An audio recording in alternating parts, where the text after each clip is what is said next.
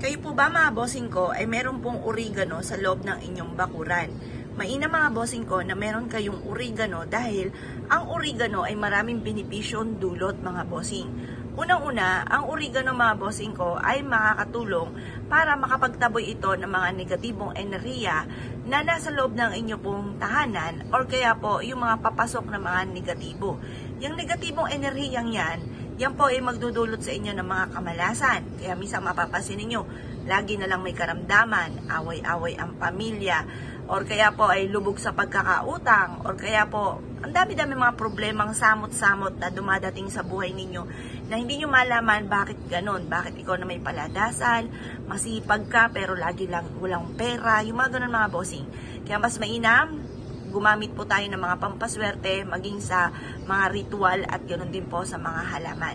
Ngayon po mga bossing, ang halamang oregano ay makakatulong upang sa ganoon, halimbawa may sipon or ubo kayo, mainam din na merong oregano kayo. Kasi unang-una makakatulong ito, bawas din po ito sa inyong expenses. Kung kayo po hirap na sa pagkain, tapos yung pambili pa ng gamot, mababawasan pa yung pagkain, yung mga ganun mga bossing. Kaya mas mainam, meron kang ganito para ibibili nyo ng gamot, pwede nyo ng oregano na lang ang gamitin, kung meron kang tanim na oregano para magumaling ka agad yung may sakit sa inyo. Kasi ako mga bossing, dati ni Solmox wala akong pambili. Ang ginagawa ko lang dito, hinugasan ko siyang mabuti, tapos sinasapaw ko po siya sa bigas, pag siya ay lantutay na, kukuha ko na isang kutsarita, pagtapos pipigain ko po ang oregano at diretso ko na itong pinaiinom sa aking anak at sa akin din po mga bossing ng panahon na walang pambili ng mga Solmox mga bossing. Subukan nyo rin po ito mga bossing ko, diba? At saka meron din ng mga oregano syrup, yung mga ganun din. Ngayon pa mga bossing, kasi yun yung mga panahon na nakatulong talaga sa akin ng oregano na hindi na ako bibili ng Solmox at oregano aking ginagawa. Kaya mas maganda may tanim kang ganito. Pang tatlo mga bossing, bukod sa nagtataboy ng negatibong enerhiya, nakakatulong ito for healing sa mga ubo at sipon. Pang tatlo mga bossing ko, makaka-attract din ito ng swerte lalo na sa pera. Maraming mga nagpatotoo na rin po dito. Unang-una, sinulat po dito mga bossing yung amount na matagal ng pinapangarap or yung numero na tinatayaan. Basta huwag ka lang maiinip. Gawin nyo lang libangan at hindi obligasyon ang pagtaya-taya. Kapag gusto nyo tumaya, lumarga kayo. Pag ayaw ninyo, huwag pipilitin ang sarili. Ngayon pa mga bossing, ilagay nyo po dyan. Pagkatapos po nyan, pwede nyo siyang isabit sa may main door, talian nyo lang po siya dito ng sinulit, or kaya sa may bintana ninyo. Or pwede rin, patuyuin mo muna ito, kapag wala na siyang katas, ilagay nyo po ito sa inyo pong pitaka, or sa inyo pong kaha, at magdudulot po ito ng swerte.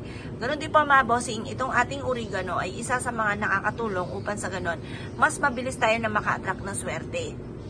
Lahat ng swerte na nais, hindi lang naman lagi pera. Halimbawa, swerte sa paghanap ng trabaho. Halimbawa, yun nga po sa mananaya. Ganon din po sa negosyo, lalo na.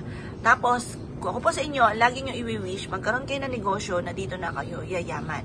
Kasi sa pagtaya-taya, talagang yan po ay kumbaga suntok sa buwan or kaya po maaaring sa pagtaya-taya, talagang kung nakaukol talaga sa inyo talaga yun. Huwag niyong gawing obligasyon. Pero yung pagninegosyo, pagtatrabaho, yun ang obligasyon natin. Ngayon po mga bossing, lalo na kung marami kang pangarap sa buhay, yun talagang pinakamayor na dapat nating laging i-wish na magkaroon tayo ng negosyo na dito tayo yayaman or kaya magkaroon ng trabaho na regular na kumbaga makakasurvive ka sa araw-araw, yung ganon. Or matutupad yung mga pinapangarap.